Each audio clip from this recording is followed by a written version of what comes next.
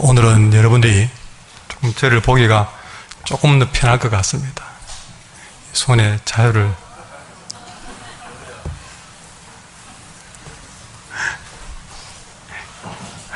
아프긴 하지만 이제 좀 끌어놓고 적응하려고 합니다. 아차 하는 순간 나도 모르게 또 사고를 저지를 수 있는데 그래서 조심조심 그래도 좀 보기는 좀 편할 거다 생각이 들고 드디어 마이도 한번 읽어봤습니다. 참 제가 이 푸는 것을 또 저보다 더 기뻐하시는 분이 계시더라고요. 얼마나 또 고맙고 감사한지 이런 마음이 기도가 이렇게 훨씬 더 빨리 이런 속박으로부터 저를 하나하나 풀어 자유케 하시는 줄 믿습니다.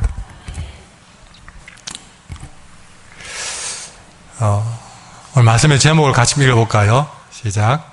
하나님의 위로가 역사하는 삶. 한 번 더 시작. 예. 이번 한 주간 제 마음을 사로잡은 단어는 위로라는 단어입니다.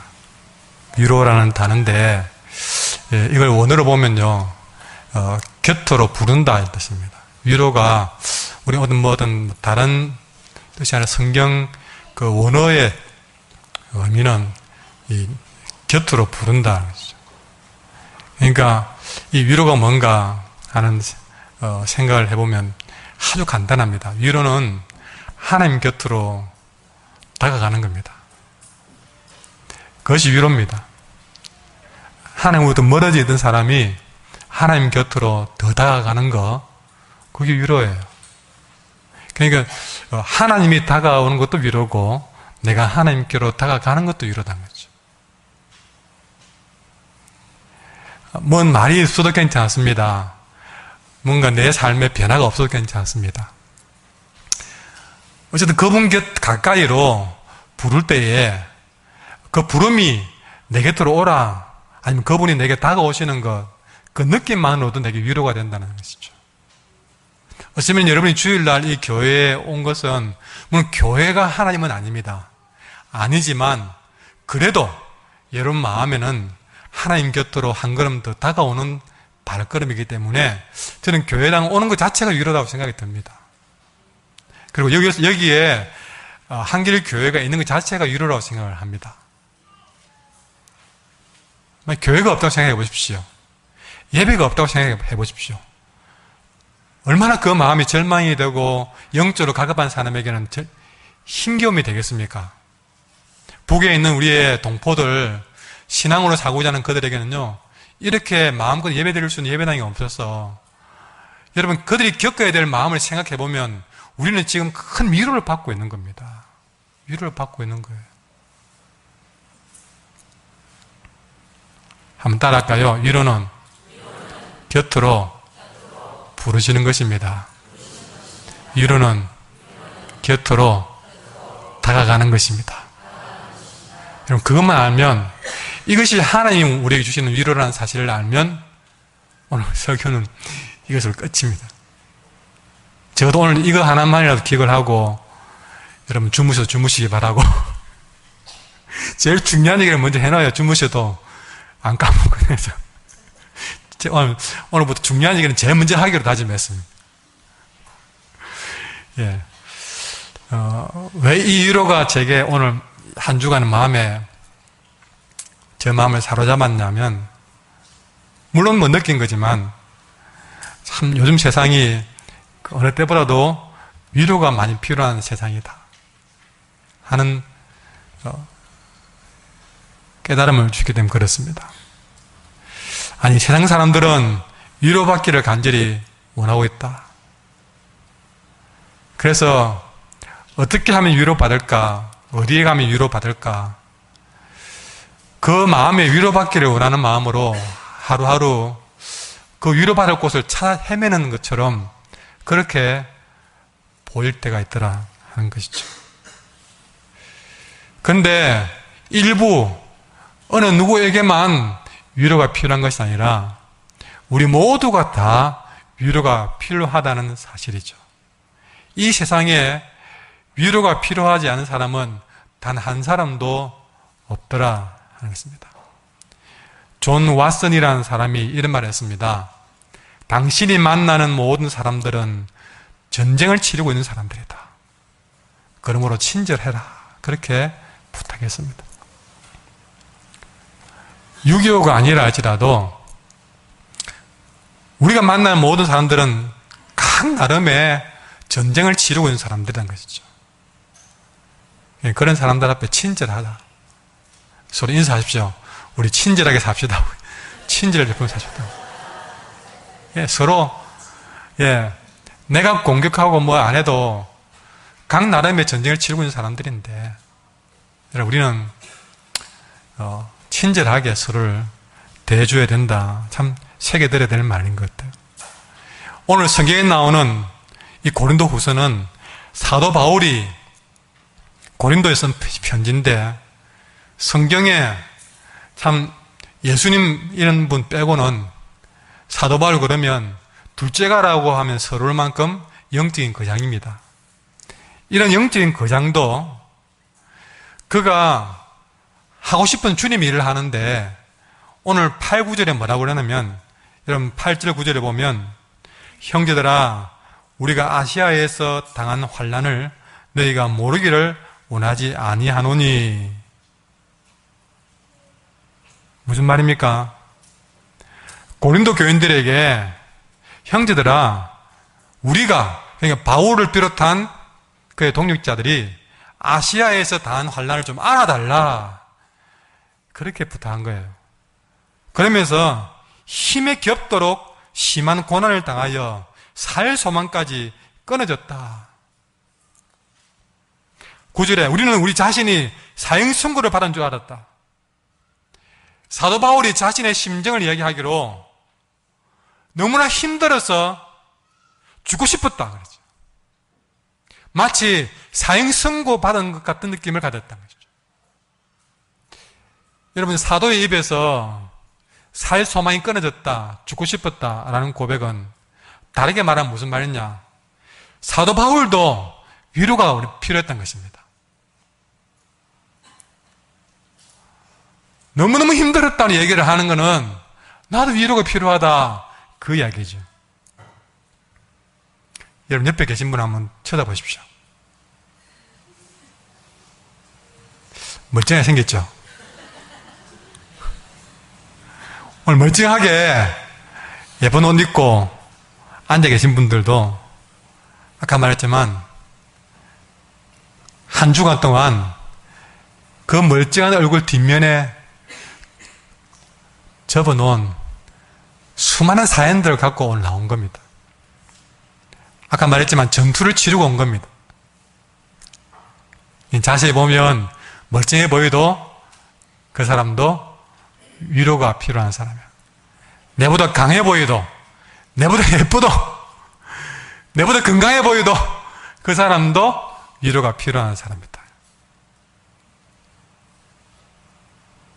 손 한번 꼭 잡아주세요. 참 위로. 여러분 손 한번 어쩌면 외로운 사람도 있을 것이고 너무 힘든데 말할 곳이 없는 그런 사람도 있을 겁니다. 이제는 손을 들어서 여러분 가슴에 손을 올리고 나도 위로가 필요합니다 하고 시작. 나도 예. 나도 위로가 필요하다. 여러분 또 한 번 돌아보면요 어떤 분은 놀랄지 모르지만 예수님도 위로가 필요하셨습니다.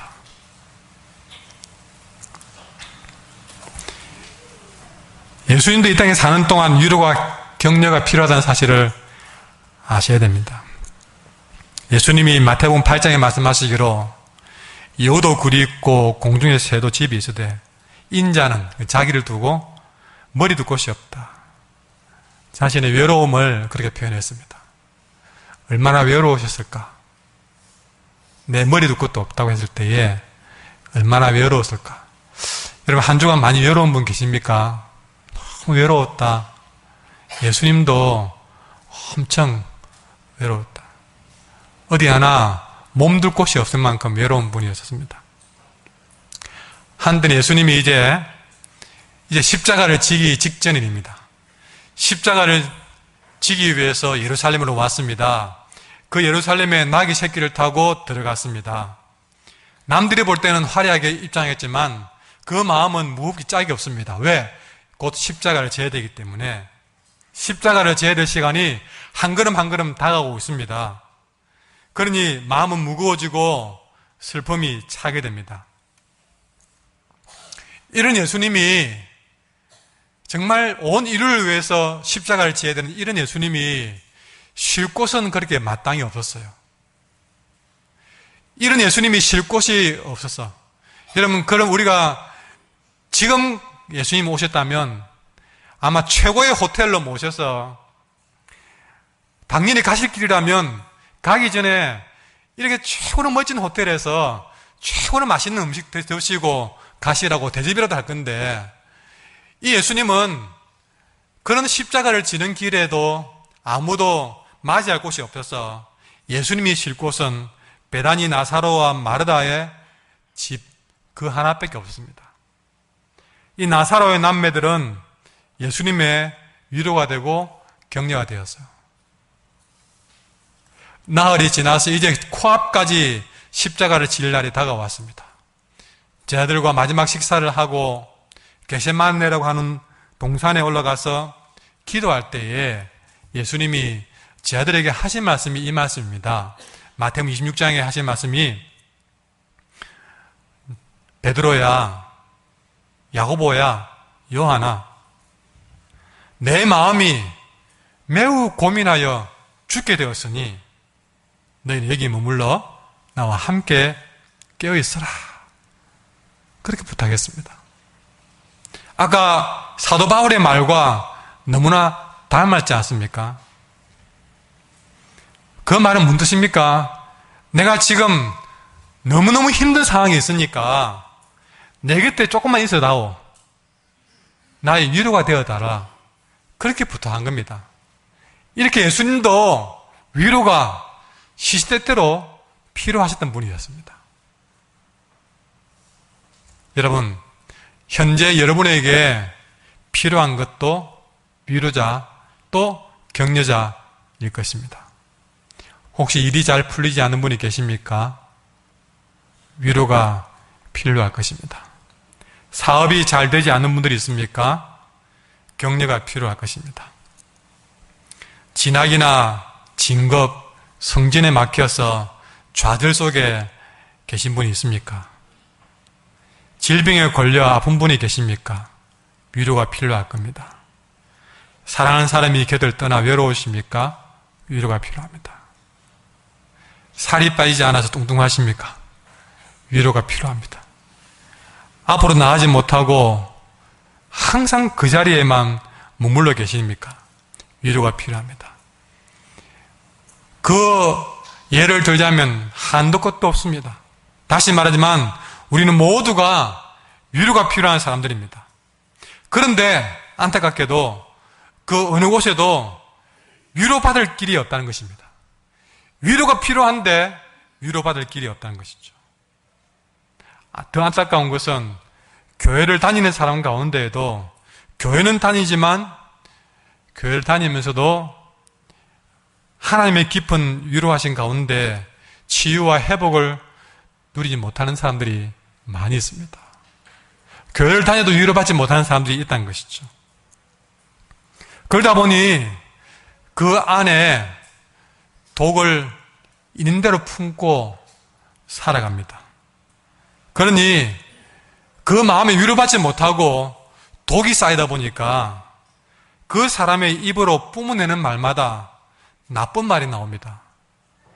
그 속에 위로받지 못하고 독이 가득하니까 욕이 나오고 비난의 말이 나오고 정죄의 말이 나오고 자꾸 네 편, 내 편 만드는 그런 말만 하고 또 말을 해도 마음에 없는 말을 많이 하게 됩니다. 왜? 그 안에 하나님의 위로가 없으니 사막과 같이 척박한 마음에 광야같이 그렇게 메말라져 있으니까 그 입에서 자꾸만 메마른 것, 독한 것만 쏟아져 나오더란 것이죠. 그 안에 하나님의 위로가 없으니까 사람들로부터 자꾸 위로를 받으려고 합니다. 그러니까 사람들에게 너무 과장하게 친절을 베풀고 과장되게 말을 하고 없는 말을 하고 심지어 거짓말도 하고 변명도 하고 마음에 없는 말도 하고 자꾸 사람들로부터 인정받으려고 그렇게 행동합니다. 그 안에 하나님 위로가 없으니까 다른 사람을 돌아볼 겨를이 없는 겁니다. 마음의 여유가 없습니다. 그 성품의 여유가 없습니다. 그러니 자꾸 그 속에 분노만 쌓이고 불만만 쌓여갑니다. 그 안에 하나님의 위로가 없으니까 예배를 드려도 은혜가 안 됩니다. 찬송을 불러도 감동이 안 됩니다. 감사가 사라집니다. 기쁨도 없습니다. 왜 그럴까요? 딴 게 아닙니다. 하나님의 위로가 없다. 그래서 그렇다는 것입니다. 여러분, 세상 살아가면서 아직까지도 내 마음에 위로받을 길을 찾지 못한 저와 여러분에게 하나님은 오늘 이 고린도후서 1장의 말씀을 통해서 우리를 찾아왔습니다. 위로받을 길을 찾고 있는 우리들을 찾아오셔서 우리 하나님께서 이렇게 말씀하십니다. 여러분 한번 말씀을 읽어볼까요? 3절 4절 같이 한 목소리로 읽도록 하겠습니다. 찬송하리로다. 그는 우리 주 예수 그리스도의 하나님이시요 자비의 아버지시요 모든 위로의 하나님이시며 우리의 모든 환난 중에서 우리를 위로하사 우리로 하여금 하나님께 받는 위로로서 모든 환난 중에 있는 자들을 능히 위로하게 하시는 이시로다. 아멘.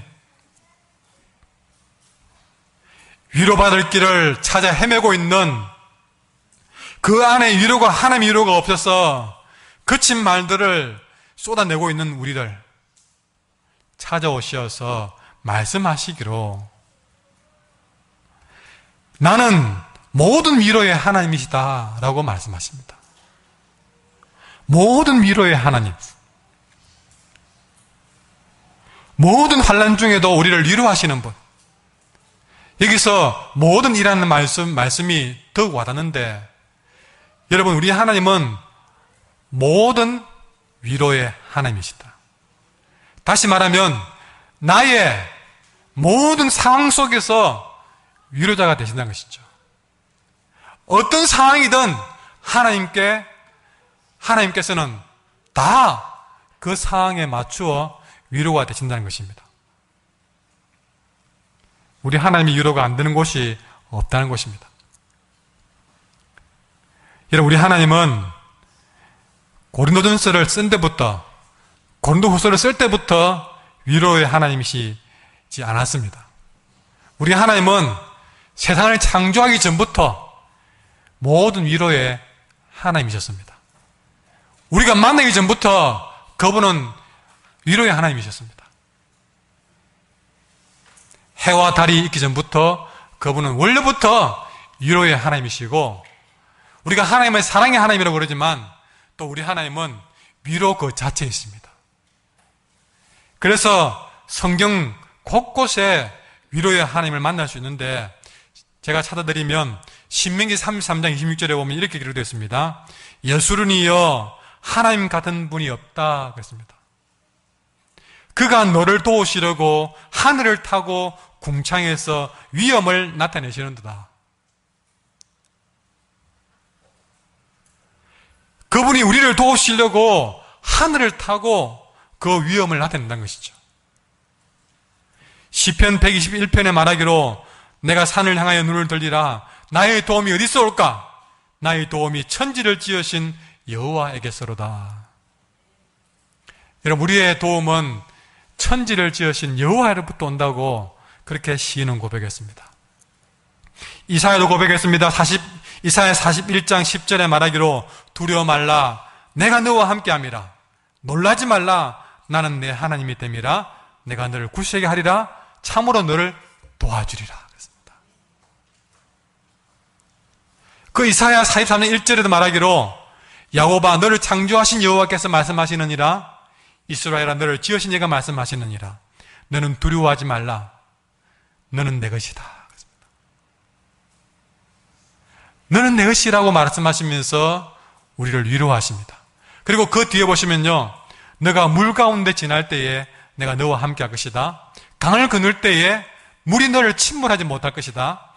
너가 불 가운데를 지날 때에도 타지도 않을 것이고 불꽃이 너를 사르지도 못하리니 대저 나는 여호와 내 하나님이요 너의 구원자임이라. 이렇게 우리 하나님은 우리가 만나기 전부터 이미 위로의 하나님으로 살아왔습니다.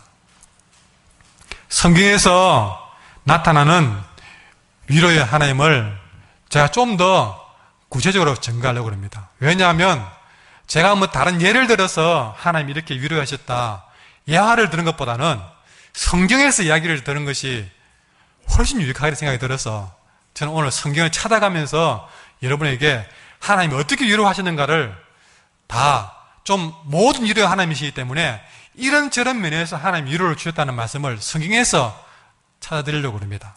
그러면 여기 계신 모든 분들이 나와 이런 면에서 똑같구나 하는 것을 아마 느끼게 될 것이라고 생각을 해서 성경을 찾아보는데요.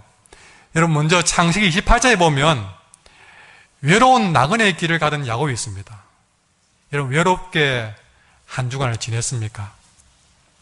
그 창세기 28장에 보시면요, 외로운 나그네의 길을 가던 야곱이 그가 홀로 베델에서 돌베개를 베고 쓸쓸한 밤을 보내고 있었습니다. 얼마나 외로웠을까? 홀로 돌베개를 베고 광야에서 잠들었으니 얼마나 외로웠을까? 여러분 쫓겨나거나 가출해서 어느 집도 아니고 그 길가에 주무신 적이 있습니까? 눈물 나지 않겠습니까? 그렇게 외로운 길을 걸어봤던 야곱입니다.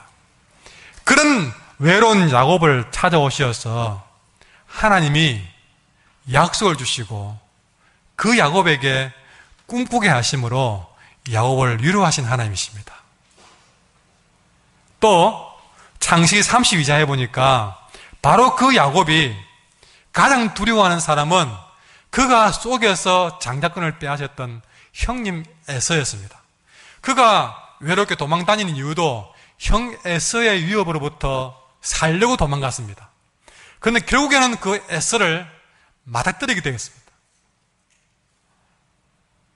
에서를 피하다가 그 에서를 막다른 골목에서 딱 만나게 되었을 때에 이 야곱의 심장은 호랑이를 만난 것처럼 멎어버리는 듯이 두려웠습니다. 여러분 살다가 어떤 큰 두려움에 빠졌습니까? 이 야곱이 나를 죽일 것 같은 에서를 만난 그 두려운 마음에 이제는 그 막다른 골목에서 이러지도 저러지도 못할 진퇴양난의 두렵고 답답한 어두운 밤에 여러분 그런 야곱에게 야복 강가에서 하나님이 그와 씨름하면서 그의 환도뼈를 꺾어버림으로써 여러분 야곱을 위로하시고 그의 야곱의 이름을 이스라엘이라고 불러주신 사건이 벌어지게 됩니다. 여러분 때로는 두려움에 빠져 있을 때 하나님은 내 환도뼈를 꺾어서라도 내 두려움을 여러분 회복해 하시는 이런 위로도 경험하게 되는 것입니다. 시편 23편에 보면요, 우리 하나님은 생각지도 않는 뜻밖의 장소와 상황에서 위로하실 때도 있습니다. 시편 23편에는 어떤 상황이냐? 여러분 우리 하나님의 위로가 교회당이 아니었습니다.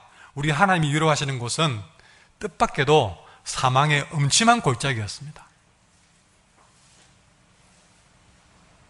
사망의 음침한 골짜기에서 내 원수가 보는 목전에서 하나님이 위로를 베풀더라.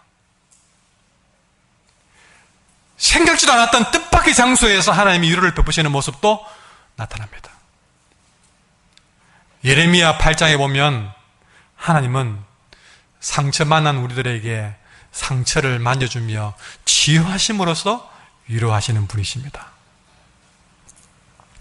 이 땅에 상처받고 여러분 발바닥에서 머리끝까지 성한 곳 없이 상한 것, 터진 것, 새로 맞은 흔적들, 이런 것들로 살아가는 사람들이 얼마나 많은지 모릅니다. 우리 주님은 그런 상한 자들, 그런 상한 갈대를 꺾지 않고 꺼져가는 등불 끄지 않는 자비로운 마음으로 그들의 약한 것을 짊어지는 마음으로 상처를 싸매주고 치유하심으로써 위로하시는 하나님이십니다. 여러분, 심지어 우리 하나님은 때론 내게 그런 상한 곳이 없게 하시고 상하고 터진 것으로 고통받게 하실 때에 우리의 그 상처와 아픔을 우리 하나님은 어떻게 하시느냐? 때로는 치유하기도 하지만 때로는요, 여러분, 그 상처를 하나님이 들어서 하나님이 쓰시는 아름다운 작품으로 만들어 가기도 합니다. 그래서 그 상처가 아니면 절대 누리보지 못할 영광도 주심으로써 하나님은 오히려 그 상처마저도 영광스럽게 하심으로써 우리를 위로하실 때가 있습니다.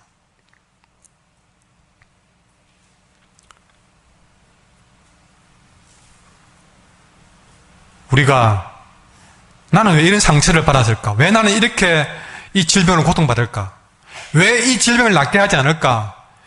우리는 힘들어 했었는데 여러분, 때로는 그 아픔이 있음으로 인해서, 그 상처가 있음으로 인해서 하나님이 얼마나 더 많은 아름다운 작품을 만들어내시는지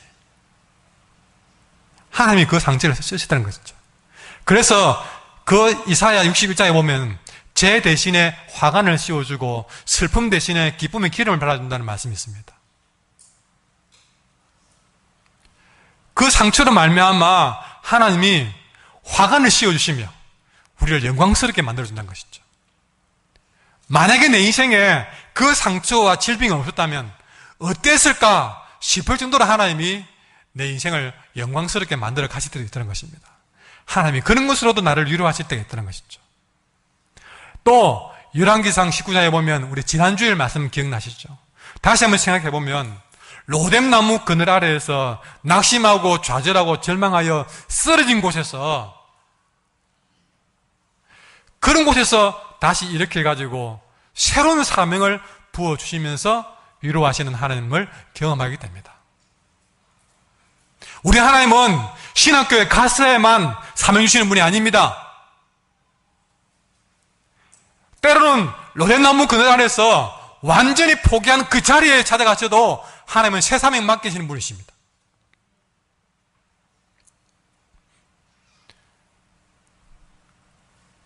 내가 가장 좌절하고 절망하는 그 자리에서도 다시 일으켜서 사명 주시는 분이십니다.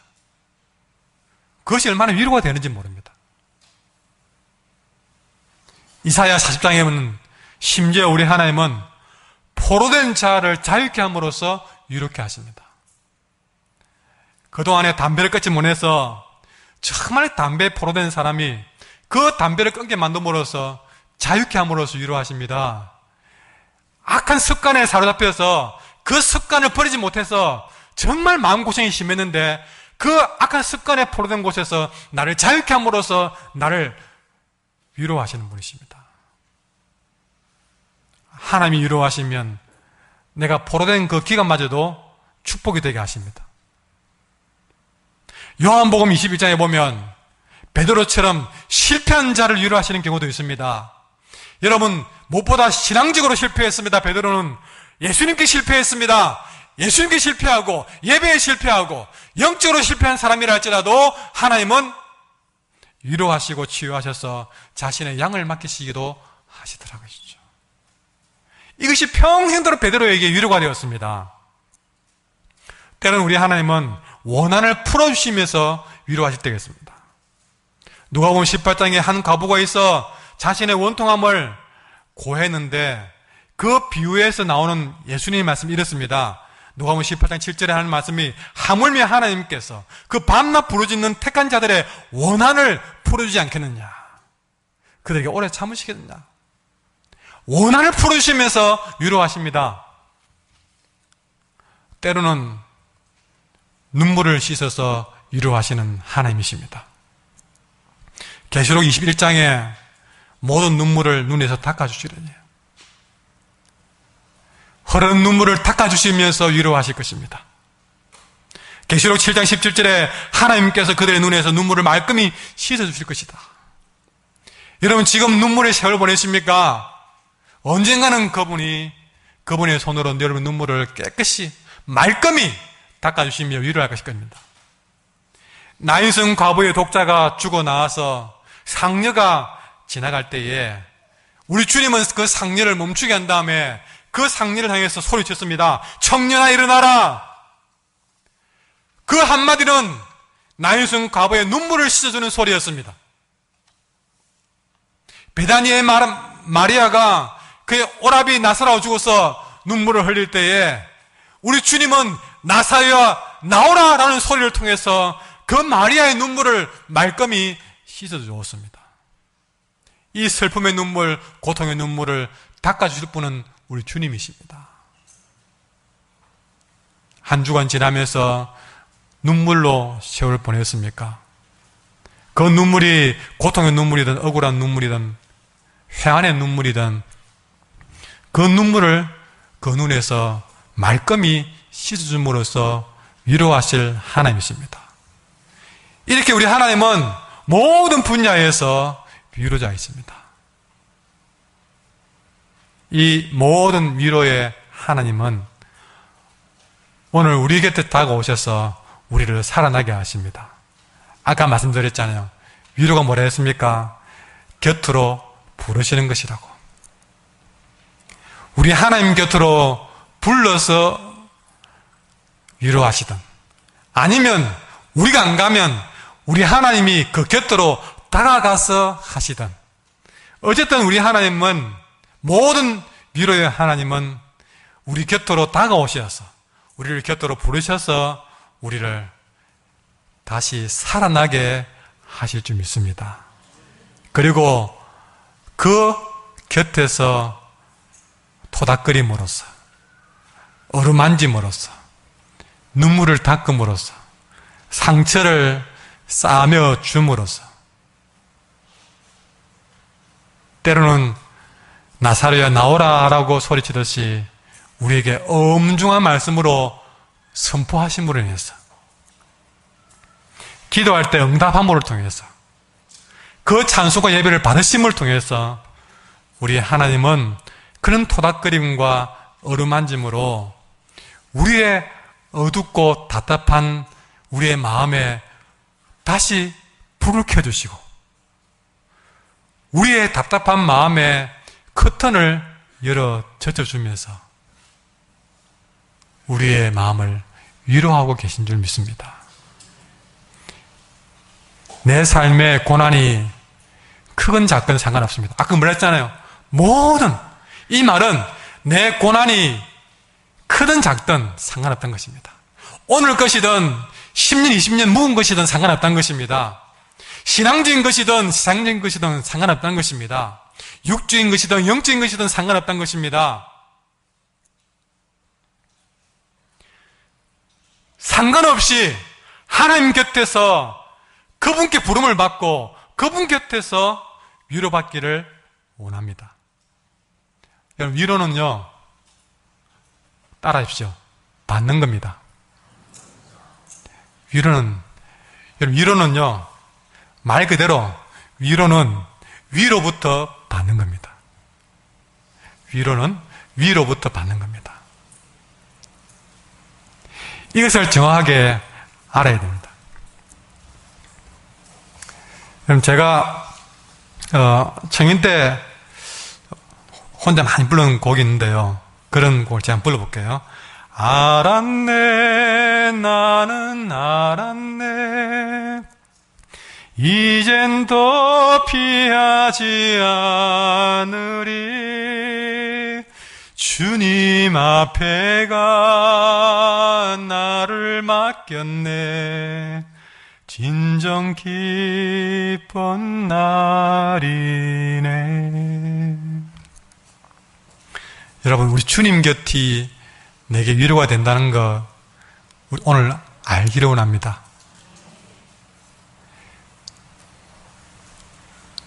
그 이상 뭘 하라고 하지 않습니다. 주님 곁에 오기만 하라고 그럽니다. 한 걸음 더 가까이 다가오라고 그럽니다. 주님 부르면 다가가라고 그럽니다. 아니면 여러분 곁에 다가온 주님을 알아차리라고 그럽니다. 그것만 우리가 제대로 알아도 위로가 된다는 것이죠. 그렇게 우리는 위로를 받는 겁니다. 왜냐하면 하나님은 위로를 주시는 분이기 때문에 그렇습니다. 여러분, 위로라 그러면 내 문제를 해결해야만 위로입니까? 아닙니다. 우리는 자꾸만 내 문제가 해결되기만 바라고 있습니다. 그래서 문제가 해결되어야만이 위로받는다고 자꾸만 그런 생각을 갖고 있습니다. 그건 마귀가 주는 생각이에요. 하나님의 위로는 문제가 해결 안 되어도, 아까 말했잖아요. 실패 현장에도 위로가 되는 것이 하나님의 위로입니다.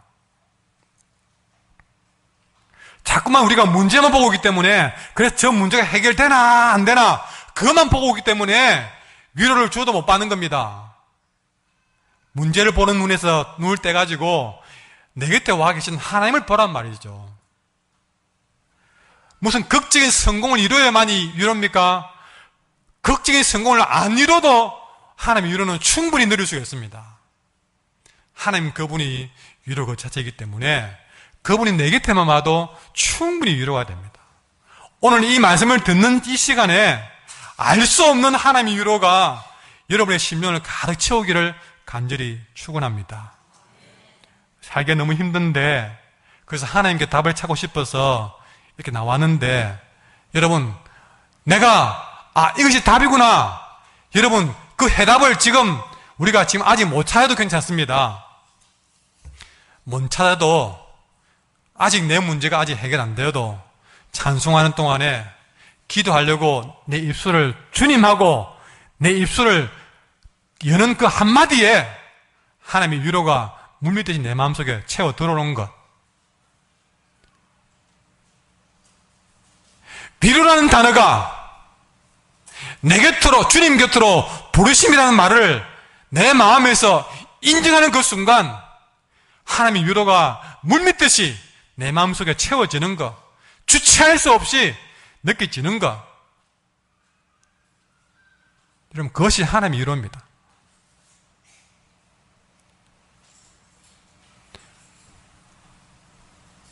주님의 그 품에 상처를 살포시 올려놓으면,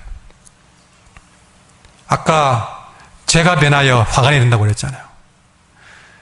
주님이 내 곁에 계실 때에 주님, 내 이런 문제, 이 상처, 이 힘겨움, 이 고달픔, 이 죄를 주님 앞에 올려놓는 순간 그것이 위로의 꽃이 피고 그것이 화관이 되는 역사가 일어나게 될 줄 믿습니다. 내 주님이 내 곁에 와서 위로가 된다는 사실을 느끼는 순간, 자칫 잘못하면 슬픔으로 뒤범벅이 될 뻔했던 우리 인생이 주님이 내 곁에서 위로가 된다는 것을 깨닫는 순간 다시 나를 웃게 만들어주는 역사를 일으켜 줄 줄 믿습니다. 주님의 위로는 자칫 잘못하면 분노로 내 인생을 망칠 뻔했던 그런 인생을 그분이 위로를 받음으로써 다시 평안을 찾도록 만들어주는 역사를 허락해 주십니다. 외로움으로 마음의 문을 단단히 걸어 잠궈버릴 뻔했던 인생이 주님의 위로를 만남으로써 다시 그 마음의 문을 조금씩 열고 이 사람 저 사람을 친구 삼을 수 있는 마음의 여유를 그 어두운 방에 밝고 넓은 창을 하나님이 만들어주시는 것. 그래, 다시 한번 사람을 사귀어보자.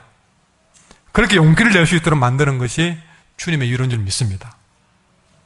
그러니 하나님의 위로만이 우리의 마음을 치유할 수가 있고, 하나님의 위로만이 우리의 삶을 치유할 수가 있고, 하나님의 위로만이 내 마음의 두려움과 염려 근심을 치유할 수 있고, 하나님의 위로만이 우리의 답답함을, 막막함을 하나님이 여실 수 있을 줄 믿습니다.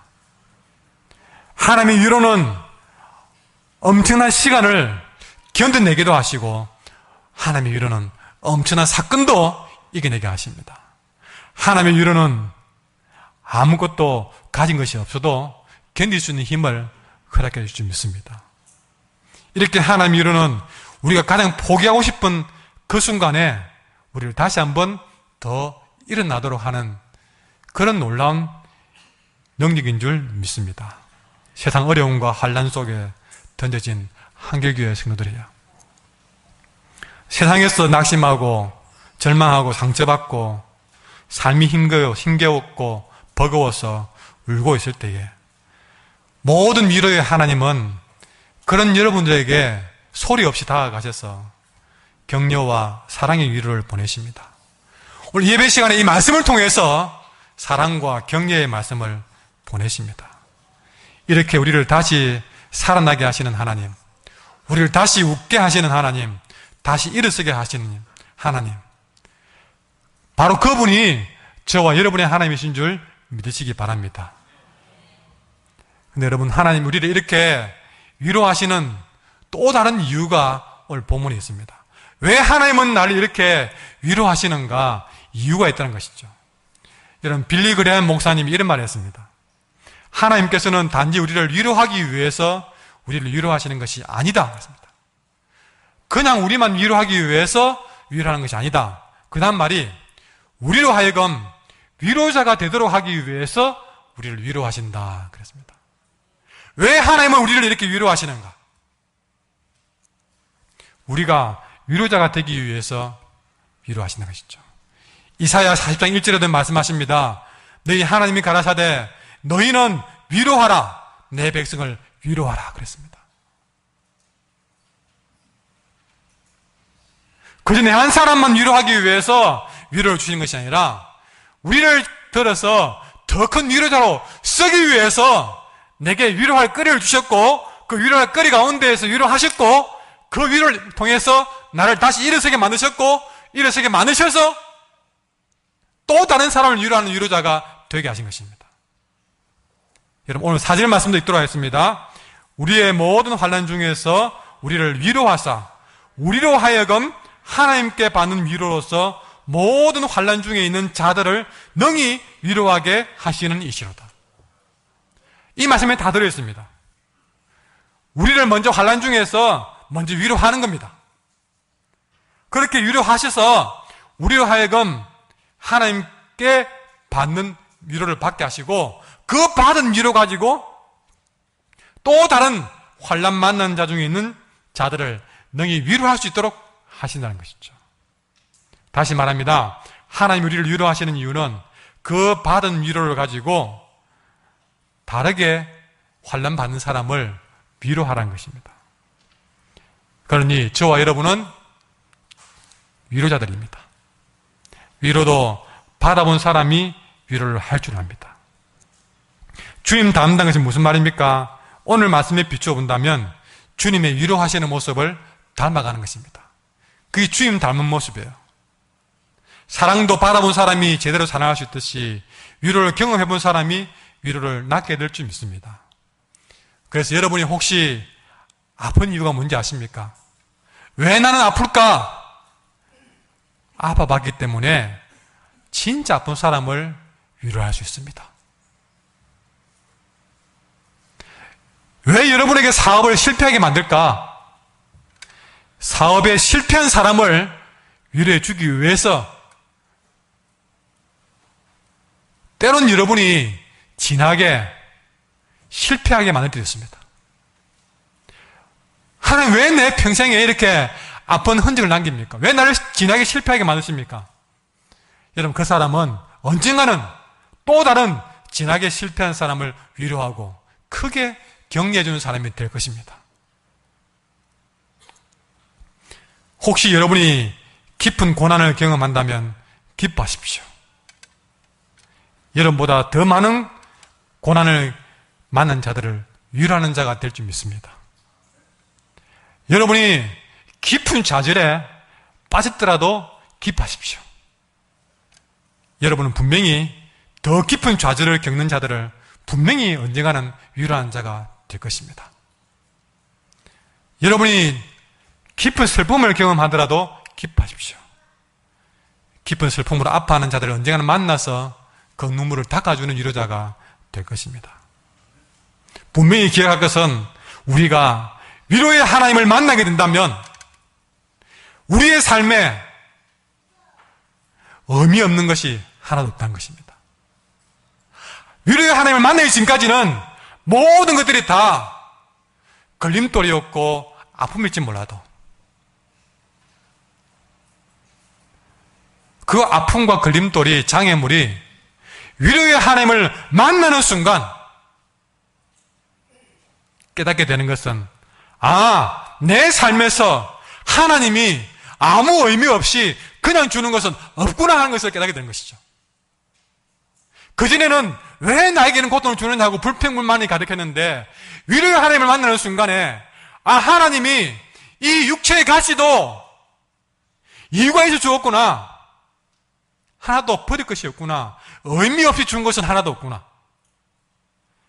그렇구나. 다 감사히 받으면 버릴 것이 하나도 없구나 하는 사실을 깨닫게 되는 것입니다. 위로의 하나님을 만나게 된다면 고난이 그렇게 될 줄 믿습니다. 아픔이 그렇게 될 줄 믿습니다.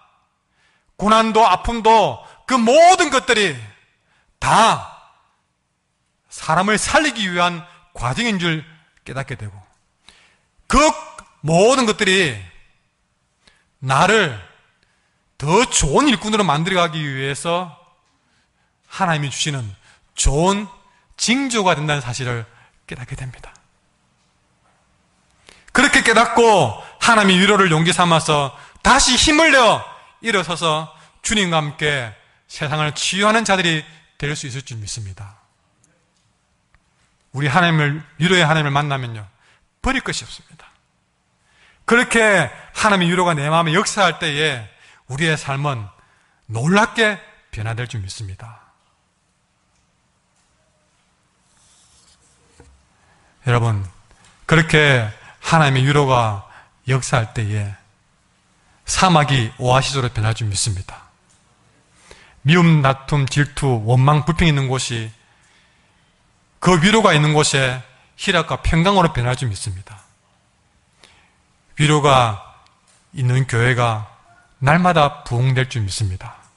사도행전 9장 31절에 보니까 그리하여 온 유대와 갈릴리와 사마리아와 교회가 평안하여 든든히 서가고 주를 경외함과 성령의 위로로 진행하여 수가 더 많아지니라 그랬습니다. 말씀 뵙겠습니다. 우리 한길교회가 이런 위로자가 되기를 원합니다. 저와 여러분이 울산과 온산과 온양에서 하나님의 위로를 경험한 위로자가 되기를 원합니다. 여러분의 가정과 여러분의 공동체에서 여러분이 쓰임받는 위로자가 되기를 원합니다. 여러분 가정에서 여러분이 위로자가 되기를 원합니다. 여러분 사랑방에서, 여러분의 직장에서, 여러분의 친구들 속에서 저와 여러분이 위로자가 되기를 간절히 소망하면서 함께 찬송하겠습니다. 찬송가 411장 찬송하겠습니다.